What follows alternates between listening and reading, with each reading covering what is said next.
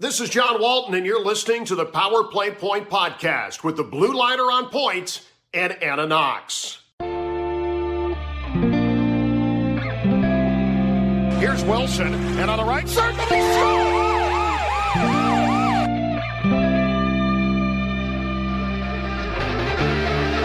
Rebound loose, wild scramble in front, score! Ovechkin with a buzzer beater! It'll count! And a hat trick tonight, number 21,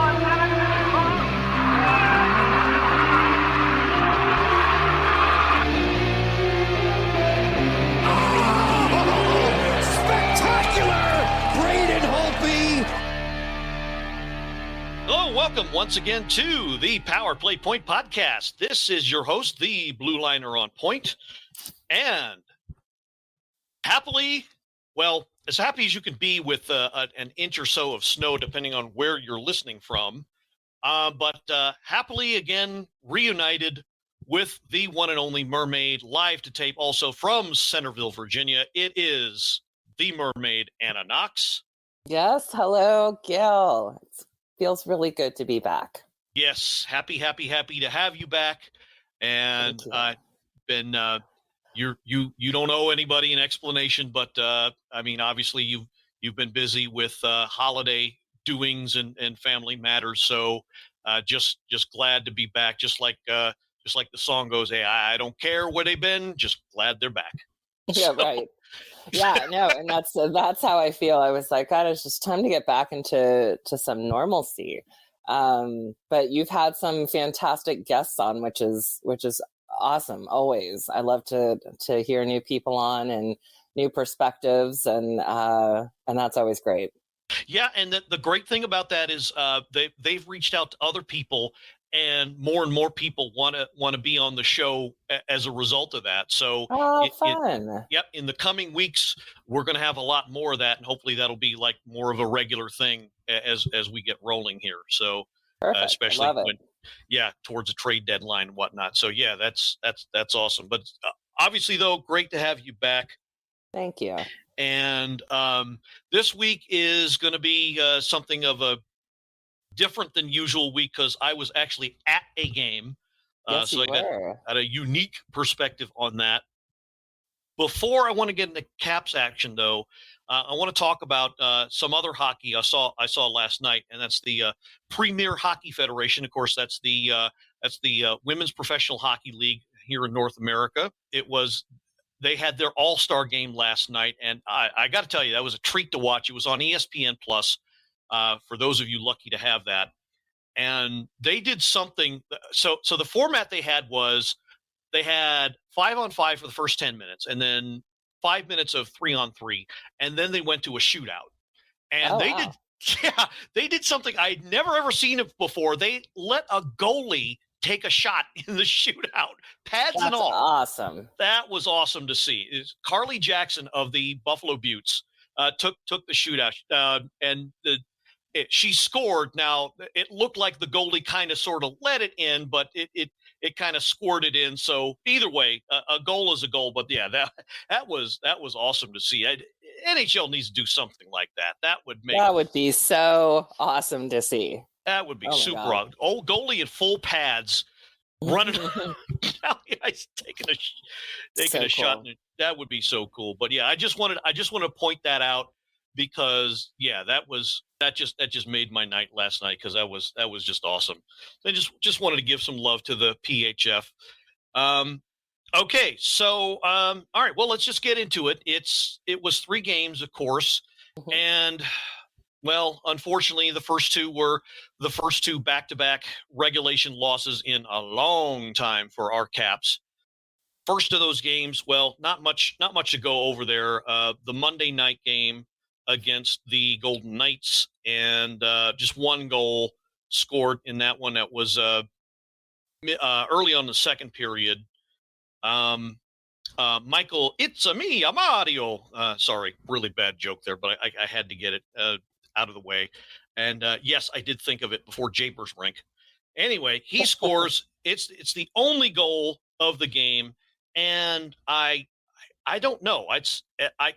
you can't really put any blame on anybody. Everybody did what they tried to do, and it was just one of those things where it's there was traffic in front. You do what you can. It was just a backhander, and just a mess in front, and it ended up being the winning goal. And it wasn't a bad game played by the Caps. It was just one of those things. I mean, well, it's just their goalie was damn hot that night. So yeah. Leonard played out of his mind that night, and just blocked everything that he saw. Emphasis on what he saw. Not that the Caps made life all that difficult for him. They could have put more in front of his face. I think he would have had more problems with that had they done that. But right. This just one of those games. I wasn't too upset afterward because this was just one of those games where it wasn't anybody's fault. Caps put 34 shots on goal. Of course, they stunk at the power play again. 0 for 5. 0 for 5. Yeah. 0 for 5. What's the O stand for? Oh my God! Somebody fix the damn power play. Seriously. How many times are we going to say it? But other than that, nothing to complain about this game. Bit of a slow start shot-wise, only 7 in the first period, but then they ramped it up, 13 and 14 in the last 2. If I had one complaint about a guy, and unfortunately, I'm still kind of schizophrenic about him because the good is he's still great about blocking shots. The bad, he's still a half step slow. And unfortunately, I'm talking about one of everybody's favorites, and that's Michael Kempney. Yeah. And he took a couple of bad penalties in this game, and that, I don't know, didn't look good on him for doing that. But that hasn't been every game he's been in. No, not every game. He was definitely off this game. Yeah. This wasn't one of his best. No. But yeah, I will say that, it hasn't all been bad. I do like the fact that he's been pretty good on the PK in Nick Jensen's absence in blocking shots and all that. So he has been an asset as far as that goes. It's just, I don't know if he's ever going to be that 100% he was when they won the cup. And that's what I'm worried about. Yeah. But it's not like he did a horrible job or that everything was his fault. It's just he's still not quite there yet. And I don't know. I just don't know if he's ever going to get there. I hope he does, but I don't know. Anyway, so we move on to the next game, and this was the game that I and a bunch of our friends attended live. As I mentioned, Brad Silvestre, who was on the show a while ago, and Mr. Grant Green. That's so great. How cool was it to meet both of them and oh, it was awesome. Oh we met up at the Irish Channel restaurant across the street from Cap One, and I met him. The both of them. I met Lynn Christian Rieger, Cheryl Ann Forster. Both of them are going to be on the show in the coming weeks. Oh, good. Bruno de Lima Campus. We met him live in the chat that Grant hosted a year ago or so. And met a bunch of great guys. Did you know? So Bruno, like he, when I was giving away those cap signs, I had like the extra ones, and he was one that wanted one, and I was like, yeah, no problem. And it winds up, I think he lives like not, I think Herndon or Ashburn, like whatever. But I wound up leaving it. Like he had left for, God, I think like he was going to a Nats game or something, and I had like left it on his doorstep. I was like, hope you get this kind of thing. But he was super polite, super like great, just seemed like a very cool guy. So the whole he was awesome. Awesome. So he was awesome. And that's so great. You and he and Jenny might want to get together to trade recipes, because he was talking about all the stuff he would, he'd make as far as dishes. And I don't know, it looked like it looked like him and Jenny were off in their own world, talking about I would love to be part of that. Cooking and stuff they did in the kitchen, dishes he'd make, and it was just an awesome time. And unfortunately, they couldn't pull out the win. And I got to be honest with everybody. I was feeling a little under the weather, shall we say. I'm not going to go into gory details, so I couldn't quite see all of the game live, but I caught enough of it. What I did see, of course, along with everybody else, I didn't like. Yeah. And yeah, this one, okay, so unlike the Vegas game, this one, yeah, wow. The first period, not happy. well, the first period, well, what can you say? I mean, I'm not going to lie, it sucked. First period absolutely sucked. Yep. And because for the first 15, 16 minutes or so, it just looked like they were too scared when they got the puck. They were too scared, couldn't figure out what they were doing with it. Ovechkin looked like he was in pain or hurt or slowed down by something. Kuznetsov looked off. They all just, every one of them, they all looked off. It was just sad to see. They just couldn't get anything going. And then it's like a light bulb turned on with 3-4 minutes left. Then they started piling up shots. They ended up getting, how many was it?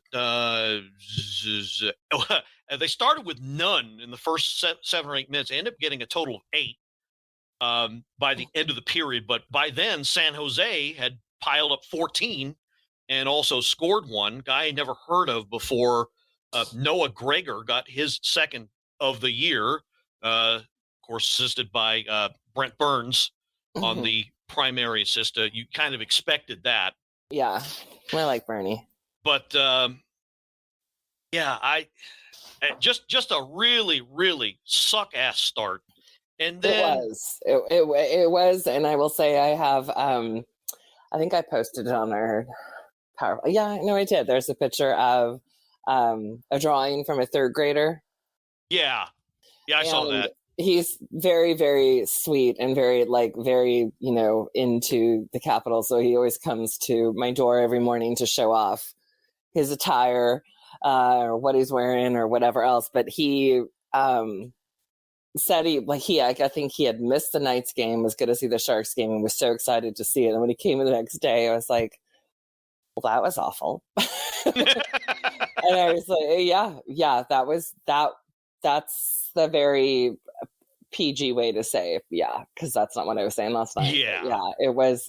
They looked up. They looked like they were playing as if they had flown to San Jose and were kind of in that West Coast jet lag game. They usually, I feel like there's 3 games and they usually play great for 2, but not the first or whatever it is. But like this was just like, what the hell, guys?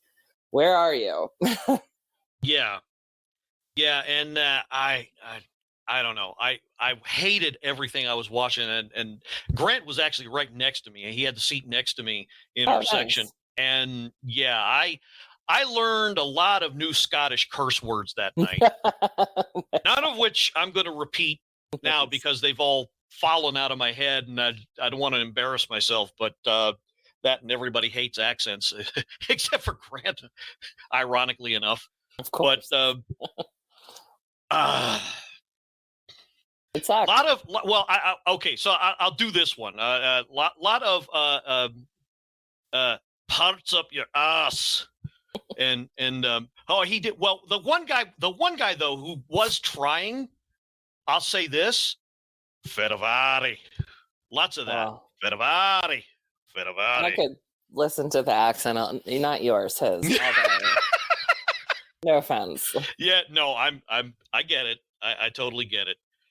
But I don't know. It took them way too long to wake up in this game. And then, okay, so we're in the second period. Another guy I'd never heard of, Nicholas Malash, he gets his first, I think, ever, assisted by Matt Nieto, 3:58 in the second. This one, I think, you can blame Samsonov was the starting goaltender in this one. think maybe you can blame him. I think Samsonov just flat out missed this one from what I saw anyway, at least when I saw the replays. But yeah, if that first goal didn't, kill things, that second one certainly did. And then Caps put up something of a fight, but nothing really sustained.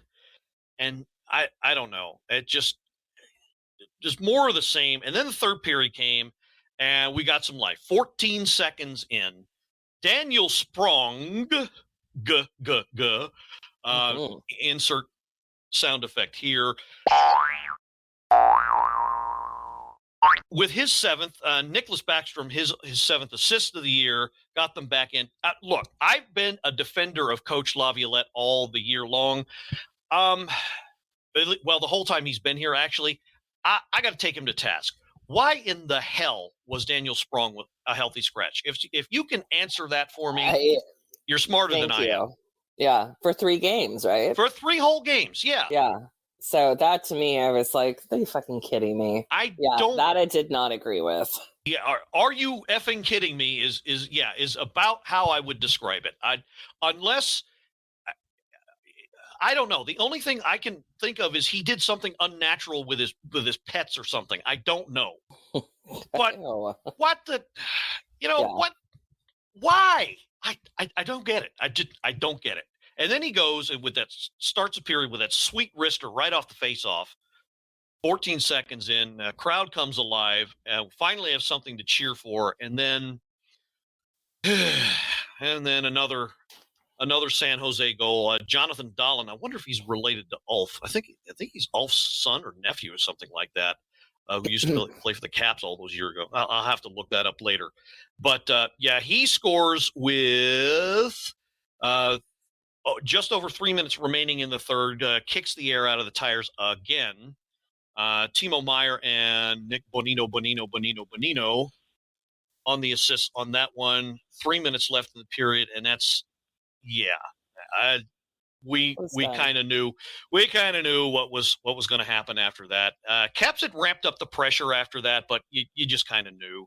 And then Andrew Cogliano with his fourth with the empty netter, Logan Couture with the assist on that one to ice it, making it 4-1 with 21 seconds left. And then after the final buzzer, I mean, I wasn't going anywhere because I kind of like letting the crowd, whenever I go, I let the crowd ahead of me, I let it thin out, and then I leave, and because I like hanging around anyway. But I'm glad I did, because 10-15 seconds after the buzzer, oh boy, Hathaway, right? nice little fight there with Hathaway, and it's a guy named Jonah Gadjevich. And I don't know who started it, and I don't care, but the whole crowd that we were with, I forgot to mention, sorry, Curtina, I forgot to mention Curtina Sharp, who and her husband Pete, who actually organized the whole trip with a bunch of art out there. So want to thank her especially.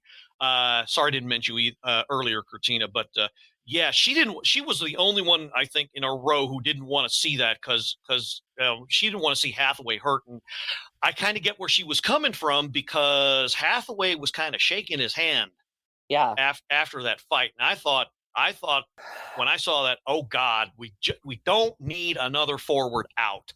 No. Especially for that. I get what he was trying to do, and I love that he was doing it, and I love that he was telling the team, hey, we're not going to sit here and take this crap. But still, I mean, there's other ways to do that, and if you want to do that during the game. And I don't know. I get why he did it, but just luckily he made it to the next game. But I saw him with his hand. He was like, "Oh God, did he hurt himself?" And I'm just imitating myself. Okay. Thinking out loud, did he hurt himself? Yeah. And I could have sworn he had, but he made it to the next game. But Cortina was behind me screaming, "Don't do that BS! Don't do that bullshit!" Don't do that. But she's right. It's like, the game's over. There's no point. Like, again, appreciate his loyalty to the team, of course. But at this point, it's not worth a broken hand, a broken finger, a sprained wrist, whatever it is, because we need him. Because he's been fucking awesome lately. He has, and that's why, some questioned it, criticized it. The one move I won't criticize is his brief time on the top line.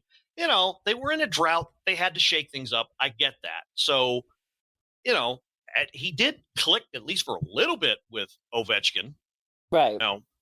So, like I said, you got to try something. It obviously didn't work, so he didn't stay there. But I do get that sometimes you got to shake it up. So I'm not going to task him for that. But I mean, come on, you got to start playing the guys who get it on net and shoot and can score like Sprong. So really want to see. I want to see more. I want to see more Daniel Sprong in this lineup going forward. I do too, because his speed is sick.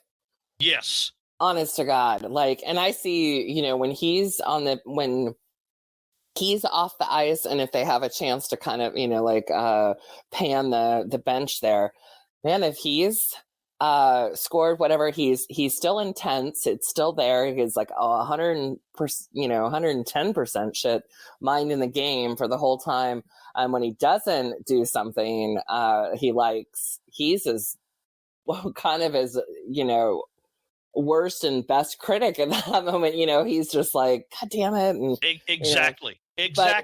That intensity is there, but man, the speed, that's what we need. And I was like, why the hell would you be a healthy scratch for 3 games and then come back and score when he goes in? So come on now. So right, and okay, you want to teach him a lesson, sit him out for a game, but when you're in a scoring drought, come on, you gotta have something like that. Agree. In your arsenal. I just hoping we'd seen the last of that. Anyway, so back-to-back losses for the first time all year and since before the end of last season, which leads us to the Friday night game against Dallas in Dallas at I believe it's American Airlines Center, and against an old friend, Braden Holtby, and bittersweet, more sweet than bitter, bitter than sweet. Name that song and claim it. But true enough, I think most of us wanted to see a goalie duel between Vanacek and Braden Holtby, and Caps come out maybe 1-0 with a 1-0 win, like the shootout or something. Right. That wasn't going to happen, it didn't happen. I'm glad the Caps won. I'm glad they won the way they won because it means the offense is back.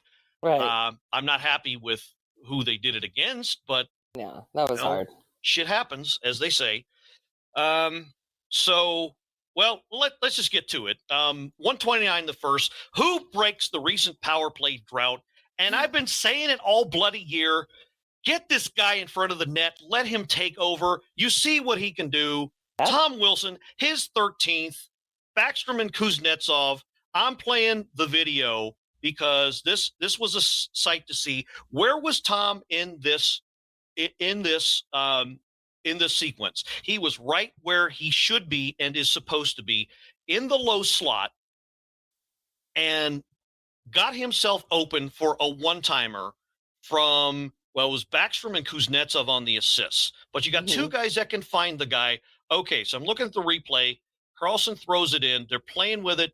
And, from the right circle, the low part of the right circle. Look, the thing that people forget about Tom Wilson is that he has a shot. The babe. He has a shot, okay? The guy has scored upwards of 20 goals a year and can get more if he had more opportunities, all right? I think that, and a lot of the guys and gals that were with us, they all had the same opinion. Maybe, you stop feeding it to Ovi. Maybe you don't think that he's the only option on the power play. Maybe you look at other options. And as much as that pains me to say, because that's, that's his wheelhouse, that's his position, that is the power play predictable. point. But it is, it's gotten completely predictable. Everybody in the league knows how to stop it now. It doesn't matter that, he's, fallen into the fountain of youth again. It doesn't matter. They know it's coming now. They know how to stop it. They know what's happening. So you got to shake it up. And I really love that if you look at the replay, he charged the net. You had Wilson going to the net, and at the same time you had Ovi practically standing at the far post. So yes, more of that, please. Much, much more. Exactly. And they gotta get everybody involved, and great to see Tommy get on the scoreboard for goals, as well as assists. So love that he's gotten power play time. Although whenever Oshie comes back, that's probably be a lot less. He'll probably end up on the second unit. But I mean that's the idea. You need that guy in the middle, that what they call the bump position. You need that guy in the middle who will cause traffic and go for that rebound. And as long as he do that, I think they'll be fine. They just haven't done much of it. It's too much patty cake on the outside. And I wish they would stop that. But anyway, let's see. So 6.5 minutes later, 7:54 in the first, they get another power play. And it was John Carlson with his ninth. Kuznetsov and Backstrom again on the assists. Another power play goal. You liked one, well, you got two. And twice is always nice, as they say. And the Caps were pretty much rolling, which if you saw the first minute of the game, you didn't think, because when they scored that goal, Dallas actually scored the first goal, but it was called back due to an offsides. And Al Koken and Joe Beninati and Craig Laughlin all saw it. Ovechkin and Vanacek both looked at each other and they said, "Oh God, here we go again." But when that goal got called back, it was actually a weight lifted off their shoulders, and they were pretty rolling. When they got the power play, they made it count. So I'm really glad that they, hopefully have fixed it, but I don't know. We'll see. Yeah. So let's see. We're still in the first period, and it is about just over 5 minutes later. But who should score? Set your DVR to TVR, Trevor Van Riemsdyk, his first of the year, actually. And Connor McMichael and Herndon's own Joe Snively on the assist for that one. And I like Snively. I think they should play him more. Too. Every time he plays, something good happens. True. So I think he should get more of a shot, because he, even if he only gets like 5, 6, 7 minutes a game, something good happens whenever he plays.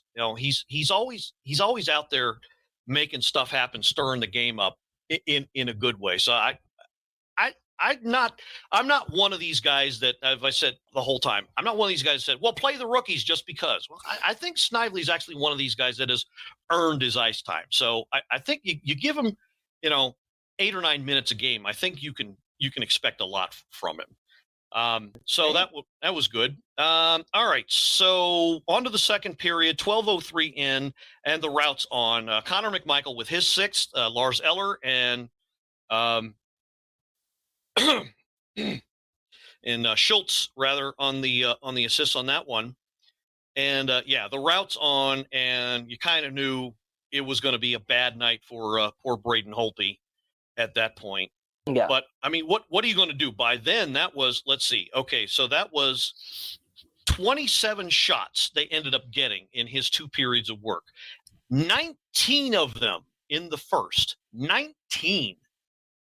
Jesus. Yeah, and you want to say, oh, that's great, but where the hell was this the last 3-4 weeks? Exactly. I mean, this was totally extreme from like the Vegas game, the Sharks game. It was like meh, and then all of a sudden this. It's like, holy shit, come on, guys. Let's play like this more often. Yeah, really. And so the last one, of course, was 1650 with Backstrom getting his third. I love seeing that too, because like I said last week, Backstrom is inching ever so closely back to being 100%. So this was even more evidence of that. Orlov on the assist for that one, 5-0, and they let Holtby finish out the period. But yeah, that would be all for that. And then that finished out the scoring, of course. They named Backstrom the number 1 star of the game, goal and 2 assists. Connor McMichael, 2nd star, and Vanacek, the 3rd star. Nice. Now, I just want to kind of square this away because it was something that Brad and Blake and I all talked about last week as one of the key elements to the goaltending situation. They do really need to name a number 1. I would say based on not just results, but the way that he's played, I would say that as of right now, Vitek Vanacek should be the number 1. Agree.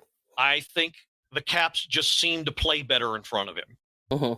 And he's got their confidence, and that's it, when you're a goalie, that's everything. So right. I just wanted to spit that out there in terms of that argument. All right, so there you have it. That was the week that was on the ice. 2 bad games, 1 really bad one, and then finished up with a really great finish. So hopefully they're back and rolling now. I really hope they maybe start to get, with this long rest, maybe 1 or 2 of the guys that are on the injured list back. Be nice. Yeah, and I really like Jenny said something about this while we were at the Sharks game, but I really hope I agree. I kind of hope we see more of Sherry and Sprong on the same line together. Yes, they make a lot of things happen. So you got one who won't stop going to the net. You got another one who can't stop shooting at the net. So between those 2 things, hopefully you got something going on here. Some kind of good balance going on. Some kind of good that's going to happen as a result of that. But yeah, I don't know. I wish I had an answer for you guys listening out there, you on the other side of the earbuds, the speakers, what have you, as to why they were playing so badly. Hopefully this is the end of it. I don't know. Maybe they haven't broken all the bad habits, but maybe they have. And I think it's the Dallas game was at least a little preview of something we'll be seeing later. You know, Teemu Selanne once said sometimes scoring goals in hockey is like trying to get ketchup out of a glass bottle. You smack the hell out of it and nothing will come. And then you tip it ever so slightly, and then all of a sudden you have a sea of red in your lap. So, and maybe that's what happened here. And I was talking to Cheryl Forster the other day, and we were talking about what we saw, and we were discussing it. It just looked like they were too much. They were thinking too much, especially Kuznetsov, and maybe too focused on seeing into the future and making the playoffs. But most of all, maybe they're kind of holding back because, well, they were holding back. They were in what I call mid-season preservation mode because they don't want to, put themselves out there too much. But when you're fighting for points in a really competitive division, you kind of have to. Right. So, you just don't know. You don't know. And I hope they've gotten out of that bad habit. We'll see, but you never know. But and unfortunately, they lost a lot of points against teams they really could have, done well against and collected from, at least loser points anyway. But unfortunately, you can't put that Twinkie back in the wrapper again. So you're just going to have to deal with what you've lost. Now, taking a look at the standings, fortunately, the Caps did manage to get, because we're at the halfway point as of last week anyway. So taking a look at the standings, the Caps did collect a lot of points and did well for themselves. Still have a 633 points percentage, good enough for the first wild card spot. That's where they're at right now, 4 points ahead of Boston for the last wild card spot. Sitting in 4th place in the Metro, 4 points behind Pittsburgh, who has caught lightning in a bottle, so to speak. But a lot of you listeners out there, I guess, we're kind of worried about the Caps not making the playoffs. I get that. But again, when you look at the standings, Detroit is 13 points behind the Caps right now. And the next closest competitor is another 5 points behind them. That's Columbus. So if you think about it, yes, if the Caps play really, really bad, there's a chance. I don't see them doing that, though. And on top of that, Detroit and Columbus are going to need to get on a streak hotter than the fires of hell and damnation itself to catch the Caps. And even with Verana's supposed to be making his way back to the lineup any day now for the Wings, I don't see that happening. I just don't. They're just not playing well enough or consistently enough. So I don't think they're going to get caught. As long as they get their game back and at least play decent hockey, I'm not too worried about. What do you think? I agree with you. I just feel like the team has been so inconsistent because of COVID, because of this, because of that, but they've also rallied so well with everything against them that it's like, okay, well, once we start to get into the groove, like you had just said, Backstrom coming back, to start, Sprong, the Snively, like everyone kind of making a name for themselves, get that groove going, and then they can be unstoppable, but I think it's like it was just how everyone's life is with the pandemic. You've got, some shit against you and you just have to overcome it. And I think with this team, it's, they had 2 shitty games and they had an outstanding game. So let's ride that wave for a while. Yeah, exactly. I think they can, just like you said, I think they build a lot of momentum off of that game. And I'll say this about Braden Holtby. What does it say about a guy? A guy just scores on you and you're sitting on the bench. And he's probably disgusted with himself and disgusted with the result. But what does it say about a guy? Guy just on the other team scores on you. And, 10 minutes later, you're talking about the kids. And that's why, I will say, like, you all know, it's like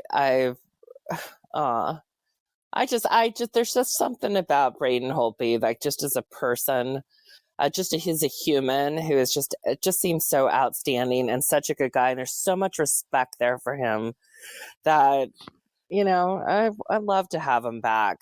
I would like I would like to have Vitek and Holtby be our goalies. Well, yeah. And that'd be I just great. think he brings something to the team, whether it's a calmness or a zen quality or just whatever. But yeah, the fact that him and Backstrom are there talking about family and kid and not talking about, him being benched or the game at all, just getting just human to human. And I think that there's so much respect there and I just love it. Yeah.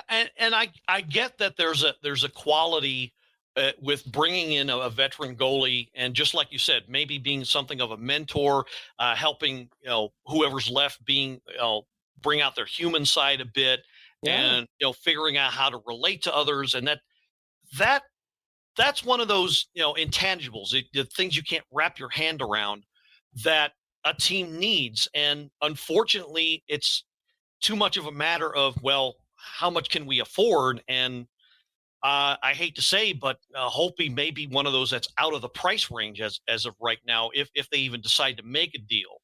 Of course. So unfortunately, that's a little out of their hands, but it'll be interesting to see if they make that deal. I'm still not totally on board with getting a veteran. I still think one of these 2 guys is bound to break out, and I think we're already starting to see that now and be the guy. But I think coaching has to figure out that, that is happening in front of them and then push them and then getting the rest of the team to believe. And that might be the start of something, but that's just me. I wouldn't be altogether opposed to bringing in a Holtby or even, well, if we can afford it. But again, there's no way. Marc-Andre Fleury, no. Do the math. It ain't going to happen. But somebody, and the guy we were talking about last week, James Reimer, saw him up front and in person.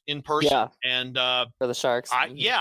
He's been doing pretty well, and I saw a lot from him that I liked that night when I didn't like it, but admired his what I mean. Skills. Yeah. Anyway, so somebody like that, who's we could probably get for a lot cheaper than a Holtby or a Marc-Andre Fleury, maybe. Again, so I'm just floating that out there. But I don't have Fleury even on my radar, to be honest. Yeah, I really don't. Holtby ain't gonna happen. Who knows? If he really wants to come back and play a year and retire or whatever, he loves DC. He always says this is, it's his home. Who knows? Maybe we will see him, and that would just be, I don't know. There's something about having him come back that I just think would be amazing. But I get it. All right, so moving on. Yeah. Oh my gosh. It'd be nice. It'd be nice, but I mean, that's like, I don't know, champagne problems, I guess. Nice problem to have. Right. Anyway, okay, so previews of coming attractions. Going to be a short week hockey-wise, only 2 games, but they happen to be back-to-back. First of the month in the whatever the hell that building is called, that crappy-ass building they play in Pittsburgh. I don't even want to know what it's called. But it's a road game against the Penguins, a 7 o'clock puck drop, 1st of February, and then back to the friendly confines of Capital One, 7 o'clock puck drop 24 hours later against the Edmonton Oilers and Connor McJesus and Herr Goldmeister himself, Leon Draisaitl. That's going to be a fun one to watch. Mm-hmm. And then they're off like a whole flipping week and until they play the next game that next Tuesday against the Blue Jackets, also at home. And then they go north of the border to play the Canadiens, and then they're off another couple days till their next round of games. But is this app, I know you and I are looking at the same thing, but is this one updated? Because remember, didn't they have to add a bunch of games? Yeah, no, right. The Columbus and the Montreal games, yeah, they added them. No, it doesn't feel like, I thought, like, my God, when I was first reading, I'm like, they're going to be playing, like, so much more than I thought. And then but I'm looking at the calendar now, I'm like, well, it's, looks kind of the same. Yeah, it looks the same as they would, kind of play on average. Mm-hmm. But, I think the Caps only had like 4 or 5 games canceled. So it works out. And they moved up one of these games that they're playing the next couple of weeks. They were actually going to play at the end of the year, but they had to reschedule one of the games that was canceled to that day. Right. So, yeah, it does look a little funny. There's a whole lot of days off, but it is right. They did fill in the 2-week, what was going to be the 2-week break for the Olympics, right. with those 5 games. So, yeah, it's a bit of a cluster F, but not so much when, in the long run. So, okay. So I think that will do it for this week. Anna, is anything else you wanted to throw out there? No, I'm glad to be back. Thanks for the little break. I'm going to thank you to everybody who filled in. The shows were fantastic, and I hope to all meet everybody soon, or at least here on the show with us. Yeah, and I'm going to be pulling for those Niners in a little bit. Go 49ers. Because now, oh my God, Bengals Chiefs tied. Like, who saw this coming going into overtime? But that makes it very exciting, any kind of sport.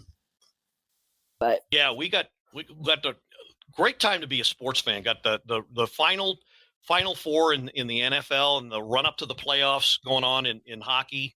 Yeah. And yeah, great time to be a sports fan. So yes, it is. Enjoy. So, okay, so we're going to wrap it up. So for the Mermaid, Anna Knox, this is the Blue Liner on Point signing off and reminding you that, well, I took a game of peekaboo a little too far with my nephew the other day and ended up hurting myself. Went to the hospital. Guess where they put me? The ICU. Okay. Didn't miss that, did you? I didn't. I did not. But hopefully your other guest host laugh their asses off. Hopefully. Maybe. Hopefully. Who knows? Hallelujah, and let's go Caps. Go Caps. This has been another episode of the Power Play Point Podcast. All episodes are available from Apple Podcasts, the Podbean app, blueliner77.podbean.com, and now available from Stitcher. Music by Joe McAllister, voiceover by Jeffrey Conkle.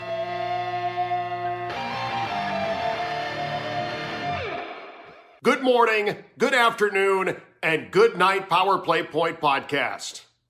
Thanks for listening.